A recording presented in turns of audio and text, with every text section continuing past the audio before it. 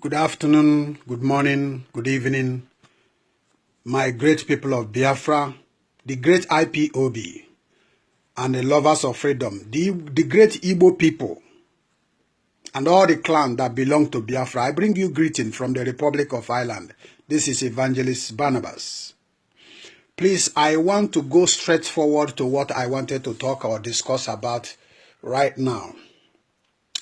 I learned that this man called Ohanaeze have a proposal, his own stupid idea and the stupidity that is clouding his head with his 5 governors of the former eastern region of Nigeria and John Nwodo, the chairman of Ohanaeze, that there is something they suggest about rehabilitation of the Ipob and rebranding the Ipob.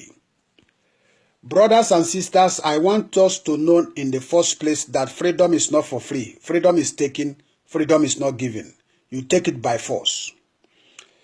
And I want you to know again that we have people like Southern Cameroun, that Paul Biya cut off internet, cut off telephone, killing them with impunity. People are missing on 24-hour daily basis. To hide information, they take away satellite, they take away internet, but still internet information is still leaking. They were killing. There is nothing you can hide in this world anymore. America and other global power have their satellite monitoring every country in the world. Today, they are killing them. They are stoning the military. They are coming with stones.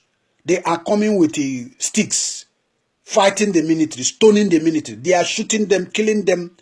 They put a resistance. They never run away. They say over their dead body. They say enough is enough. They said they are dead already. There's no need to fear death anymore.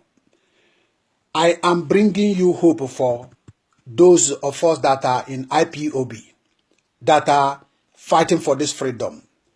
Do not look for the governors or the leads or the senators. Don't hope on them. Freedom for any country does not come from within. It comes from outside.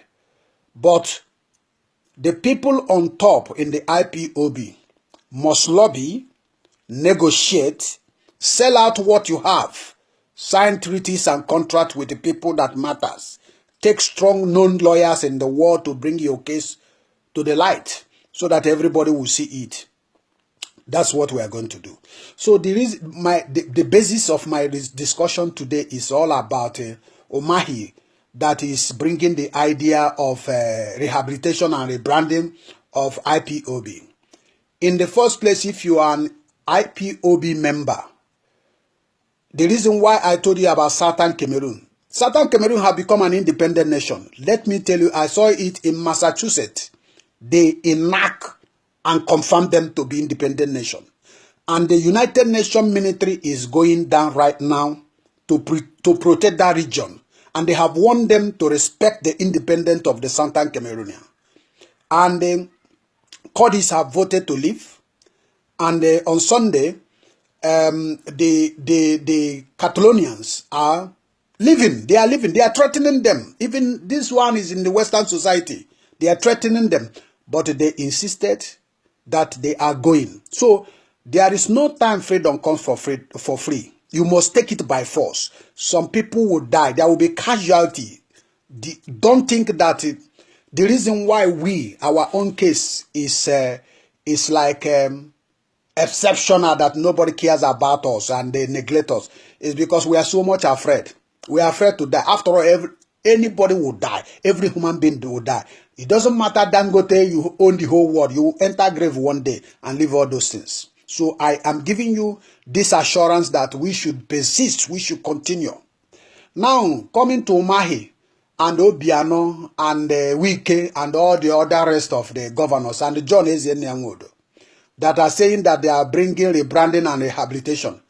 I just want to say categorically that you Ipob members should not be under duress or frustration for you to go and succumb to these idiots.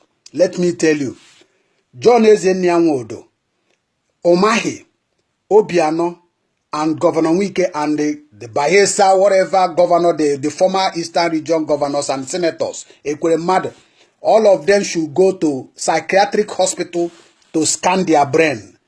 They have to use scanner. You know scanner that they used to find tumor in the human brain.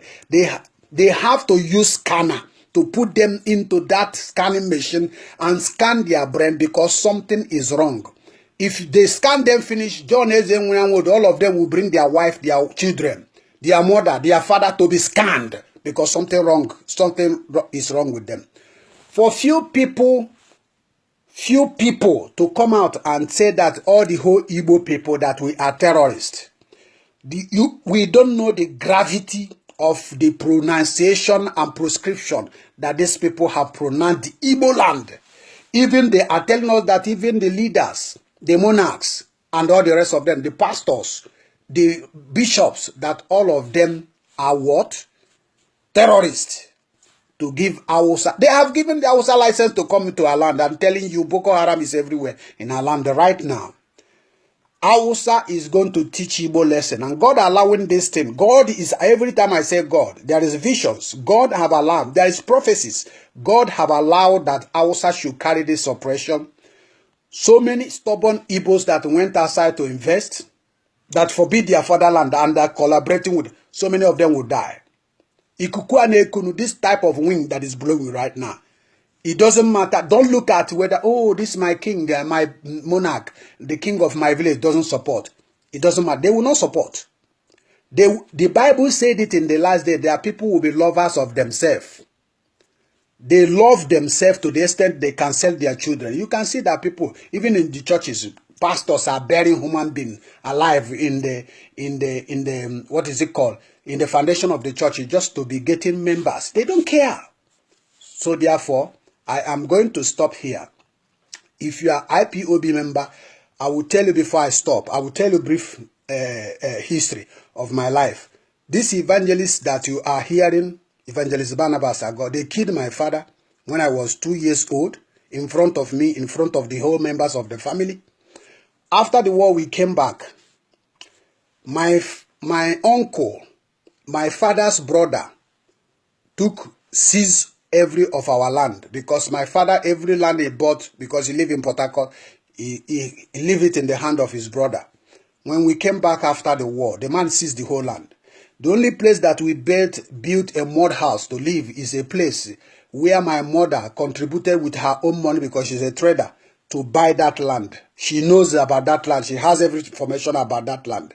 That is where we built a small hut where we live. These people always come to us verbally, physically in front of us, told us that we will die in hunger, that my mother will train our children, her children, and the children will live to benefit her. At the end of it all, this family, the wife, the husband have died. Their only son died as well. It is God's will, not we, because our mother always tell us to run when somebody is pursuing you. Don't retaliate, leave it for God. But to me, I have to a certain degree that I will run for somebody, because you can't continue to run forever. So what I'm telling you, when we come back from Port Harcourt, we have no food, we have nothing, we have no friend, we have nothing. Going from one road to another to our house. That's the way we go. Thank God for my mother's brothers and sisters that supported us. But my brother, you know the bitter leaf. Bitter leaf is what we smash and wash in the water to reduce the bitterness. And we eat it. We go and pick palm kernel and be cracking it and be eating it. We go to bushes and take this okazi leaf and put with the salt and the red oil and eat. That's what we eat in the day. When I was living in Aba, there was a time I will not have food to eat for 3 days. I will have food to eat to 3 days.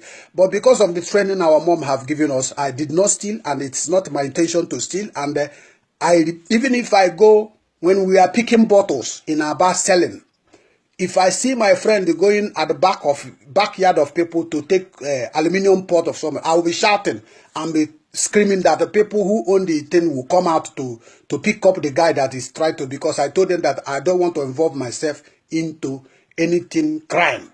So my brothers, let me tell you, if you are depending on God, trusting God, put resistance. Anybody who is tempted to go and steal or to go and dupe, to go do rituals, is because your mind is corrupt already. Your mind is corrupt. So God can give you the strength to put resistance, even enduring to a certain degree, that until the time the door will be open. So I encourage you, if you are a Biafran, if you are IPOB, don't come to the radio and be shouting and be trying to demoralize the mind of other people. If you don't want to war, keep quiet. But this fight, we must fight it to the end. In conclusion, John Nwodo, the chairman of Ohanaeze, 5 Eastern governors, Wike, Omahu, Obiano, go to psychiatric hospital to scan your brain. They should scan your brain. Scan your brain, scan your wife, your mother, your siblings, because something is wrong with you guys. For you to come and pronounce your people, the entire Igbo land, a terrorist. Look at what is going on in the news. When you ask them, I saw one video last night, the white guy was asking the defendant of Nigerian military, why did they do this? They say everybody that I see always blame the governors. They say their own people are the first people that pronounce them terrorists. So you don't blame us. So you have seen now that also people are running away from what they prescribe because the people at home. I have been saying it, until we get rid of these people, it's going to be difficult. But my message is, look at Southern Cameroun. Go and find out. They have killed more than hundreds of thousands, if not millions, since January till now. They have killed. They probably block internet so that no news will penetrate and go out. But still information on the 1st of October, coming Sunday, they are becoming an independent nation. So, our own case, we are the 4th people in number. We must intensify, mostly people in the abroad, intensify our agitation for restoration of Biafra. All hail Biafra. God bless Biafra. I encourage you to continue, put persistence. That's why I'm giving you my biography, for you to understand that there is no life, no person is an island in this world. God must surely lead you to a success if you trust in God. God bless you all. Remain blessed.